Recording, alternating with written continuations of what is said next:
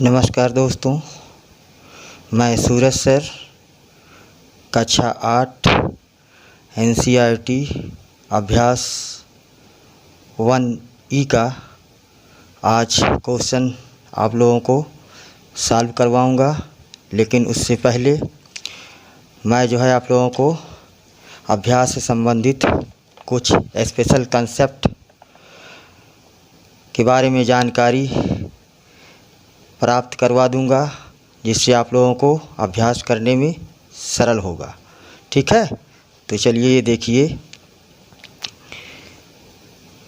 परमेय संख्याओं के गुणा की संक्रिया के परगुण, यानी कि गुणा के करने में कौन कौन से गुण होते हैं उसके बारे में हम आज आपको पहले बता देते हैं अभ्यास स्टार्ट करने से पहले। ठीक है, फिर हम आगे आपको एक्सरसाइज कराएंगे। ठीक है, ये है समवरक, इसको कहते हैं क्लोजर परगुण। ठीक है, जैसे P/Q के रूप में कोई परमेय संख्या है और एंड यानी कि R/S के रूप में कोई परमेय संख्या है, तो उसको हम यानी P/Q इंटू R/S के रूप में जो हमें प्राप्त होगा, जो भी परमेय संख्या, वो भी परमेय संख्या ही होगा। ठीक है, अब आप लोगों के मन में जिज्ञासा होगा कि ये परमेय संख्या कौन सी चीज़ है भाई। तो परमेय संख्या के बारे में हम थोड़ा सा आप लोगों को जानकारी दे देते हैं। हम इससे पहले चैप्टर में आप लोगों को जानकारी दिए थे, लेकिन फिर भी एक बार और आप लोगों को जानकारी दिए देते हैं। कोई भी संख्या हो यानी पूर्णांक जो P/Q के रूप में हो। ठीक है, P/Q के रूप में हो, और ठीक है नंबर 1, और जहाँ यानी कि Q बराबर क्या हो, 0 ना हो। ठीक है, ये Q 0 ना होना चाहिए, नीचे 0 नहीं होना चाहिए। और एक चीज़ और, ये पूर्णांक रहेगा, इसका और इसका ये सह अभाज्य रहें, यानी कि सह अभाज्य के जोड़े रहें, यानी कि उनका HCF जो है सहअभाज्य जोड़ों के, यानी P और Q का अगर आप HCF लेते हो, यानी कि महत्तम समापवर्तक। ठीक है, महत्तम समापवर्तक आज आप लेते हो तो 1 आना चाहिए। तो ये सब अगर जिस भी बटे के रूप में कोई परमेय संख्या लिखा है, इन सबको अगर फॉलो करता है इन नियमों को, तो वो परमेय संख्या होगा। ठीक है, तो ये देखिए, ये जो है 8/7 है, यानी हम P/Q के दर पे इसको लिख दिए हैं। एंड ये जो है कि यानी R/S के दर पे -14/15। तो इसको अगर इन दोनों की अलग अलग संख्याएं हैं, मतलब परमेय संख्याएं हैं, लेकिन इनको गुणा करेंगे तो ये P/Q एंड के दर पे और लगा देंगे R/S, इसको गुणा करेंगे, जो भी प्राप्त होगा संख्या, जो परमेय संख्या प्राप्त होगी वो भी एक परमेय संख्या होगा। ठीक है, चलिए आज स्टार्ट कर देते हैं। तो चलिए देखिए, ये जैसे -8/7 है, और इसके ये और की जगह क्या कर देते हैं, गुणे का चिन्ह लगा देते हैं, माइनस, देखिए 14/-15। ठीक है, और ये माइनस से माइनस कट गया है। तो अब क्या करोगे, ये 14×8 = 112। ठीक है, और 15×7 = 105। ये देखिए माइनस है, यहाँ तो कट गया था तो माइनस ही आएगा। तो ये जो है कि अभी आप इसको काटिए। ठीक है, अभी इसको आप काटिए, किससे कटेगा, यानी कि ये जो है ये कट जाएगा। अभी जो है कर लीजिए, इसे 7 से काटिए। तो यहाँ एक बार और लिख दीजिए, इसको यहाँ बढ़ा दीजिए। ठीक है, जैसे -112/105। तो देखिए 7 × 7 और 4 बचा है, ये 2, यानी 40 × 2 = 42 हो जाएगा। 7×6 = 42, और फिर 7 × 7 और 3 बचे, इसमें 7×5 = 35। ठीक है, और ये माइनस चिन्ह आप लगा दोगे, ठीक है। अब इसको जो है थोड़ा से अच्छे तरीके से लिख दीजिए। इसको काटने भी प्राप्त हुआ है तो इसको जो है यानी -16/15, तो ये भी रेशनल नंबर ही प्राप्त हुआ है, ठीक है। तो ये समवर्ग परगुण में यही इसको सिद्ध करना था कि ये देखिए, इसको अगर P/Q के रूप में है और ये जो है कि यहाँ Q यानी कि 0 नहीं है, यहाँ कोई भी संख्या रहे लेकिन 0 ना होना चाहिए। इन दोनों का अगर एचसीएफ आप निकालोगे तो 16 और 15 का 1 आएगा, ठीक है। तो ये आपका जो है आंसर हो गया।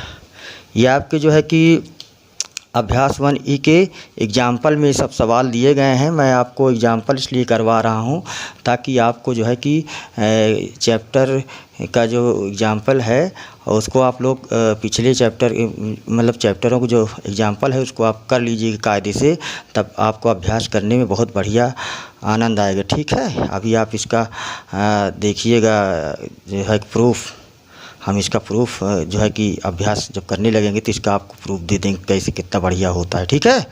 तो चलिए अब इसका जो है दूसरा जो है नियम क्या है हम बताते हैं।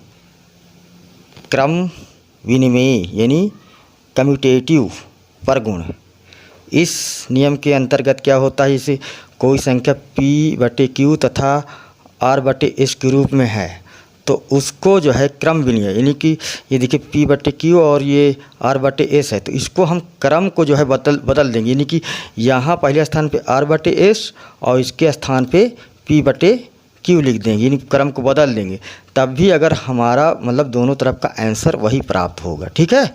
तो चलिए अब हम देख लेते हैं भाई। जैसे ये हमारा P/Q के रूप में P/Q के रूप में -3/4 और तथा ये जो है कि R/S के रूप में मतलब 7/-11 है। तो चलिए अब हम इसको यानी एक बार इस पे रखते हैं, एक बार इस पे रखते हैं, ठीक है। तो हम यानी P/Q को LHS कर लेते हैं, LHS, और P/Q गुणे R/S को LHS कर लेते हैं और R/S गुणे P/Q को मतलब RHS कर लेते हैं। तो हम इसका मान रख देते हैं, इसमें रख देते हैं पहले LHS में। तो -3/4 गुणते 7/-11, क्योंकि ये वैसे के वैसे ही। अब इसको हम पलट देते हैं इसमें, यानी कि इसको ये इस वाले को पहले लिख देते हैं, ठीक है। तो 7/-11 गुणे -7/ क्या हो जाएगा 4। देखिए तो क्या हो जाएगा 7 ये 7 है और यहाँ जो है ये 7 है और ये देखिए ये 3 है, ठीक है, ये 3 है और ये भी 3 है, -3/4, ठीक है। तो ये 7 तिरिक क्या हो जाएगा 7 तिरिक 21, 7 तिरिक 21 यानी माइनस चिन्ह लग जाएगी, माइनस ये प्लस, और 11 चौक 44, ठीक है, ये -44 हो जाएगा, बराबर का चिन्ह लगा देंगे। फिर ये 7 तिरिक 21 माइनस 11 चौक 44, ठीक है, ये माइनस ये प्लस, तो माइनस ये माइनस कट गया, देखिए, ठीक है। फिर क्या होगा, देखिए 21/44 यहाँ आया है और 21/44 यहाँ आया है, ठीक है। दोनों तो ये LH में भी 21/44 आया है, RH में भी 21/44 आया है, ठीक है। तो ये हमारा प्रूव्ड हो गया, सिद्ध हो गया, यही हमको दिखाना था। क्रम विनिमय में अगर गुणा करते हैं एक प्रमेय को दूसरे प्रमेय से, अगर क्रम को पलट देंगे, बदल देंगे, पलटना नहीं बदलना है, ठीक है, तो भी हमारा आंसर सेम आएगा, ठीक है। अब क्या करेंगे, अब जो है ये अब दूसरा के बाद तीसरा नियम देखेंगे। ये नियम है सहचर यानी एसोसिएटिव परगुण, ठीक है।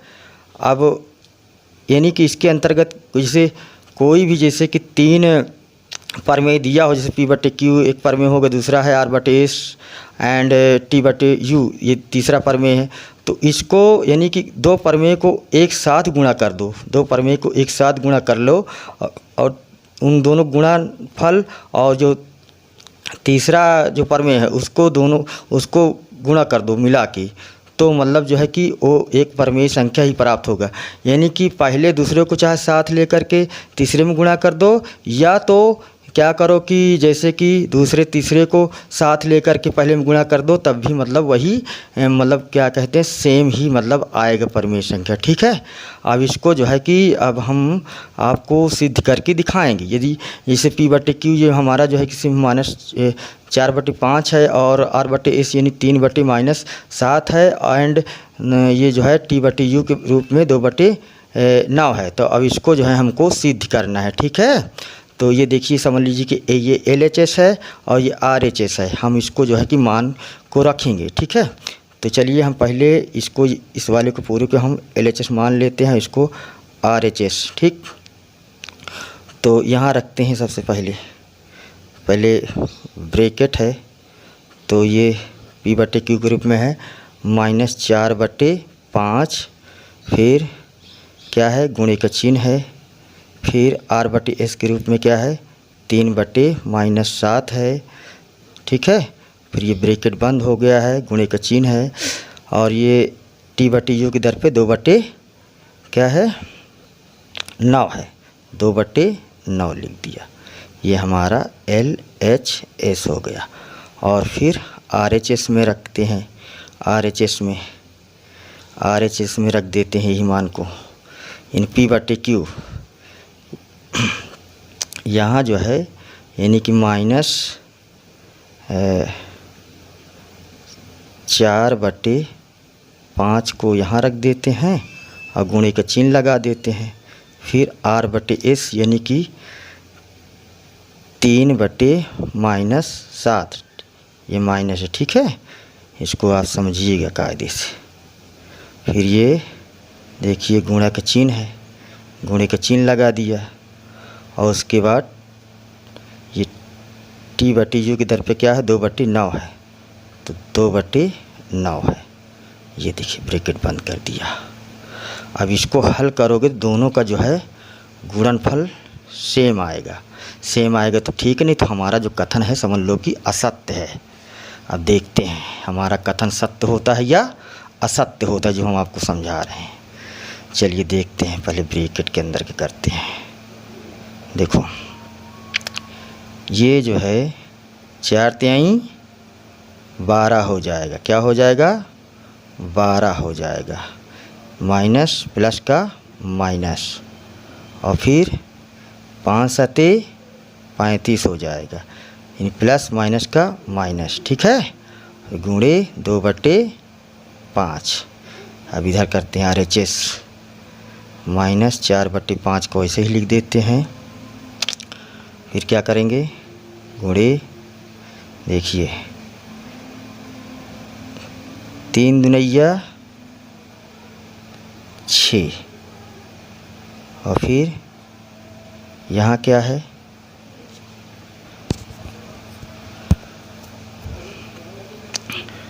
7×9 63, ये माइनस प्लस माइनस हो जाएगा। ठीक है, ब्रैकेट बंद कर दीजिए।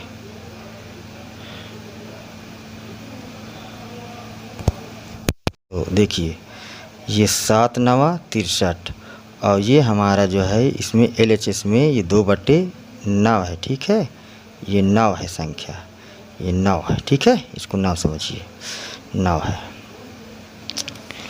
तो अब इतना आया है, तो अब जो है अब इसको जो है इसे क्या करोगे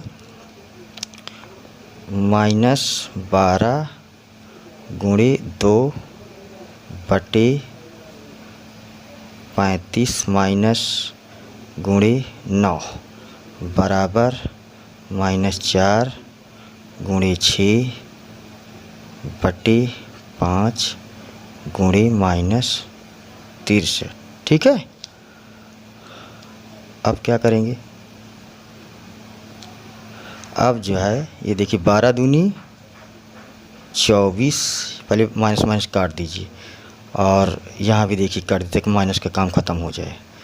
12 दूनी 24 और फिर ये 9 पचे 45 और 9 3 27, 27 और 4 कितना होता है 31।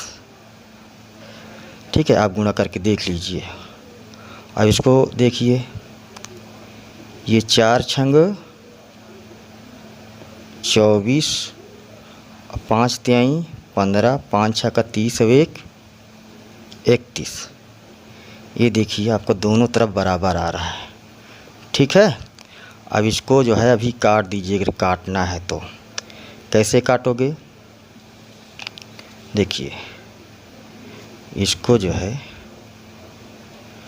यहाँ नहीं काटना है, इसको ले जाना है। अब इसको आगे बढ़ा दिए, यानी 3 गुणे 8 हो जाएगा और इसको जो है 3 गुणे 105, यानी कि 105 105 3 100 315 आ जाएगा।